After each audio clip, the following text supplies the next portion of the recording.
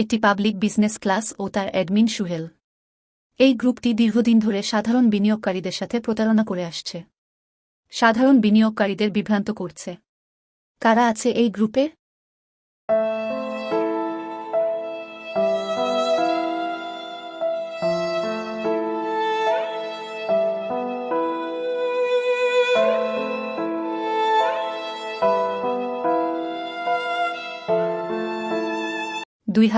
সালের ১৯ সেপ্টেম্বরে ইন্স্যুরেন্স সেক্টরের অনেক বড় ডিস্ট্রিবিউশন হয়েছিল।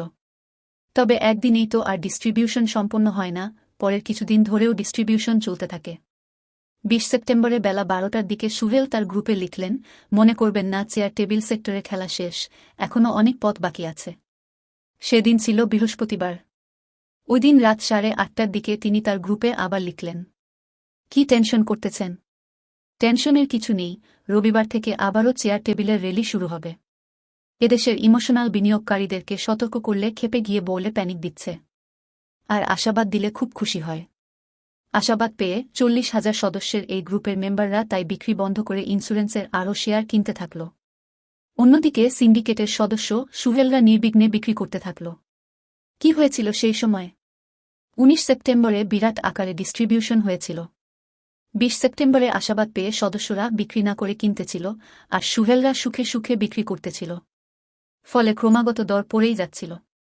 সুহেলরা তার সদস্যদের বোকা বানিয়ে সেদিন খুব খুশি হয়েছিল।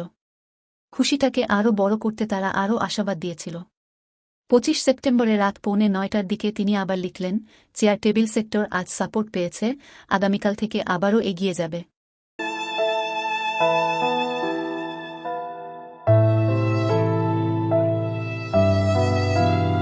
২৮ সেপ্টেম্বরে তিনি আবার লিখলেন, চেয়ার টেবিল সেক্টরের বিনিয়োগকারীদের বলবো আপনারা অপেক্ষা করুন, আগামী মাস জুন ক্লোজিংয়ের ডিভিডেন্ড এর মাস, আশা করি আগামী মাসে চেয়ার টেবিল সেক্টর ভালো হবে। এই কথায় অনেকে আশাবাদ পেয়ে কমেন্ট বক্সে খুশির বন্যা বয়ে দিল। সুহেলরা সেই রাতে আবার হেসেছিল, কারণ তারা আবার ডিস্ট্রিবিউট করার সুযোগ পাবে।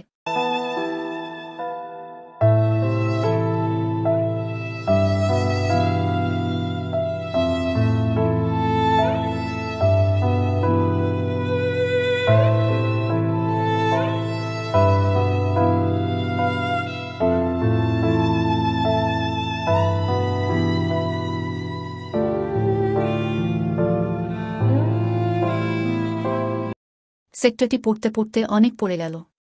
বিনিয়োগকারীরা যেখানে কান্না করছে, সুহেলরা সেখানে বিকৃত সুখ নিচ্ছে। তিনি কিন্তু থামলেন না। ১৮ অক্টোবরে আবার এলেন।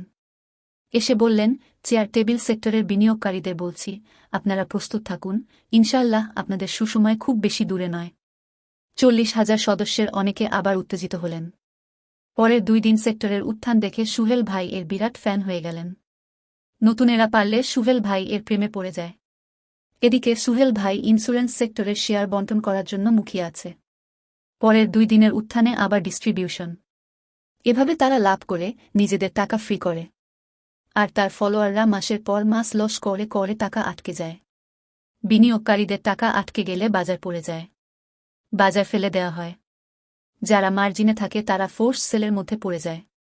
চলছে এভাবেই। এদের যখন দরকার হয় তখন বলে ডিভিডেন্ড মৌসুমে বাজার স্লো থাকে, আবার যখন প্রয়োজন হয় তখন বলে ডিভিডেন্ড মৌসুমে সেক্টর ভালো হবে। আর তাই যখন দরকার তখন পোস্ট করে, আবার যখন দরকার তখন সেই সব পোস্টগুলো ডিলিট করে। তার যেসব পোস্ট রেকর্ড করা হয়েছে তার অনেকগুলো কিন্তু আপনি আর খুঁজে পাবেন না, কারণ প্রয়োজন শেষে তিনি তা ডিলিট করে দিয়েছেন। সুহেল যেটা করে সেটা হচ্ছে মার্কেটিং। পণ্য বিক্রি করতে যেমন মার্কেটিং করতে হয়, তেমনি শেয়ার বিক্রির জন্য এরা মার্কেটিং করে। সুহেলরা করে ফেসবুক মার্কেটিং, এদের অন্যজন করে টিভি বিজ্ঞাপন ও অনলাইন পত্রিকাতে বিজ্ঞাপন।